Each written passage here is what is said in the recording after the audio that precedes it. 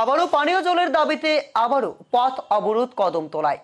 পানীয় জলের দাবিতে পথ অবরোধ প্রমিলা বাহিনীর। এবার ঘটনাটি সংঘটিত হয়েছে উত্তর জেলার কদমতলা কুর্তি বিধানসভার সরসপুর গ্রাম পঞ্চায়েতের ২ নং ওয়ার্ড এলাকায়।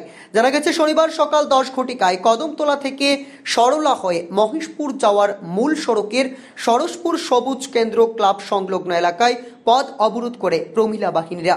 এ বিষয়ে সরসপুর গ্রাম পঞ্চায়েতের ২ ও ৫ নং ওয়ার্ডের বাসিন্দা স্থানীয়রা জানিয়েছেন, দীর্ঘ কয়েক বছর ধরে তারা পানীয় জলের সমস্যায় ভুগছেন। তাদের কথায় কেউ কর্ণপাত করছে না। এ বিষয়ে তারা গ্রাম পঞ্চায়েত এলাকার জনপ্রতিনিধির সাথে বহুবার কথা বলেছেন, কিন্তু নিট ফল শূন্য। মহিলারা আরও জানিয়েছেন, ৫ নং ওয়ার্ডের পাশাপাশি ২ নম্বর ওয়ার্ডের জলের সমস্যা যত সময় পর্যন্ত সমাধান হচ্ছে না তারা আন্দোলন চালিয়ে যাবেন। টানা কয়েক ঘন্টা পথ অবরোধ চলার ফলে রাস্তার দুপাশে দাঁড়িয়ে রয়েছে যানবাহন সহ পথ চলতি সাধারণ জনগণ। এতে ক্ষোভ বিরাজ করে পথ চলতি সাধারণ জনগণদের মধ্যে। ঘটনাস্থলে উপস্থিত ছিল কদমতলা থানার পুলিশ। কিতা লাগি রাস্তা অবরোধ করছেন আপনারা? আমরা জলের লাগি রাস্তা অবরোধ করছি। আপনারা কোন এলাকার বাসিন্দা? এটা আমরা সরসপুর গ্রাম পঞ্চায়েতের ২ নম্বর আর ৫ নম্বর ওয়ার্ডের বাসিন্দা।